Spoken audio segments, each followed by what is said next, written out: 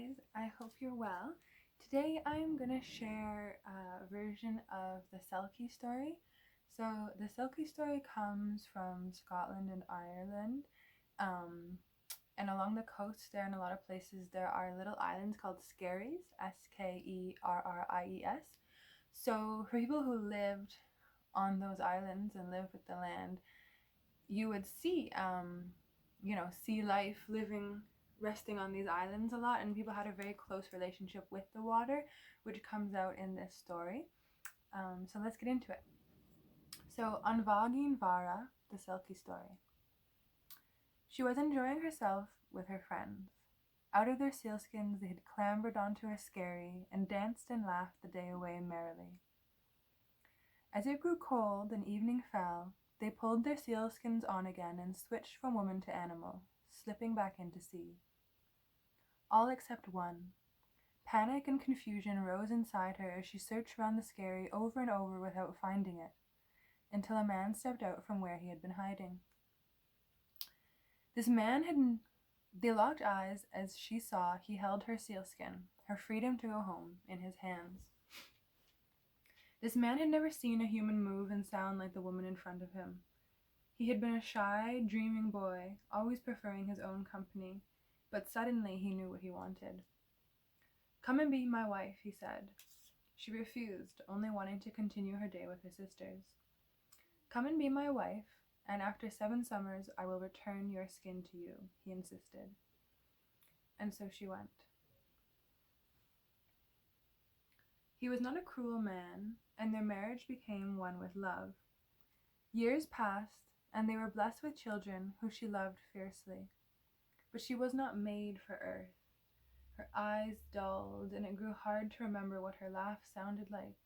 She longed to slip into her ocean, to twirl and dance and dive with her sisters as she was meant to. Stories differ about why her husband didn't give her skin back as promised, but it is always her children who bring it back to her. Shaking with relief and longing, she holds this piece of herself to her after so many years apart. Her children have never seen her like this. Her hair seems to blow in a breeze of its own. There were songs in the wind, and her body began to change in front of them. Her laugh sounded, her eyes darkened. She began to sway in happiness and newfound confidence. She took her children by the hand, and they raced to the sea. At water's edge, she slid back into herself. Her children were good swimmers, and she nosed them along, heading towards the very skerry she had been caught on years ago. Her heart raced, and her children could feel her excitement as they grew close. Her sisters greeted her loudly and joyously. They passed the afternoon dancing and making merry as if they had never been separate. But a weight fell upon her as the sun set. She could see her children did not belong in the ocean, as she did not belong on land. People on the water that day said afterwards they had never seen anything like it. It seemed the waves themselves sang a lullaby, and all the skies mourned as the Selkies in the ocean held space for their sister's sorrow. She held them to her, delighting in her children once more. "I will never love anything as I love you," she finally said, and they understood. To see their mother in her fullness was to know she could not go home with them. The ocean's lullaby carried them back to shore. Her husband, coming home to an empty house, looked to the sea, already knowing. From that day forth, to harm a seal was not done, for the knowledge it could be her. As her children grew, their own magic began to grow. The people of the town had never heard voices like theirs when they sang haunting tunes nobody had ever heard before and yet remembered with all their soul. Her children were at home in the water in a way most humans were not. A seal with eyes like their mother would often greet them if they were on the water. She would appear, guiding them to full fishing nets and safe currents. And on islands too far out for most to see, it was whispered her children talked with seals and were greeted by them as kin. So, I think that's a really beautiful and very sad story. And I think there are a few really interesting currents worth examining there. First of all, the connection to the land.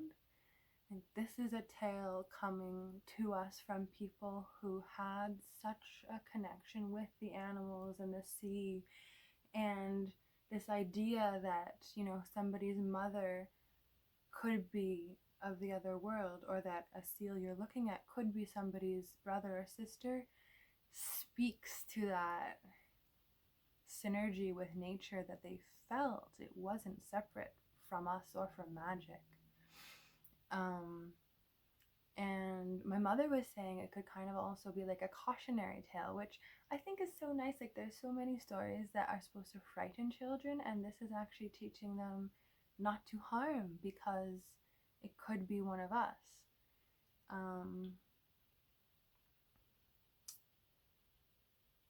Another theme is it's a common theme in a lot of mythologies, even the Bible, to have this idea of a watery deluge, a flood.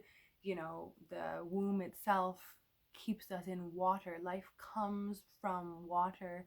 Scientists believe that, we came from water. And so I think that's a way to interpret it, this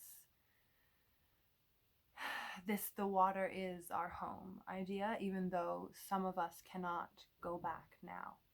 We jump back and forth in our consciousness.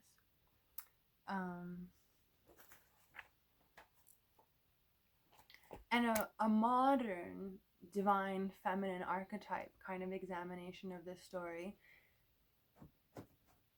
I have to use my painting to illustrate this. See, this is a version of the Selkie that I have in progress, and for me, I drew it with her sealskin sort of hanging off her and her seal sisters in the background, because I feel like there's an element of a sort of Persephone story, of a fatedness, to the way that nature, what's soft, what's divinely feminine, is often forced to come to grips with the harshness of the reality of Earth at this time, and there's sort of like a fated, inescapable aspect to having to expose yourself to the light and the dark, to below land and on land. And it's also, a story of mankind's desire to control nature. We see something beautiful and we want to own it instead of nurture it in its environment. We want to own it even as it dies in our care.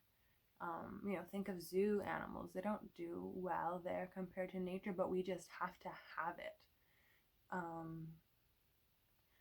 And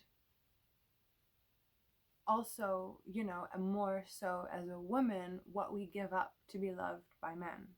Traditionally, we don't have to do that anymore.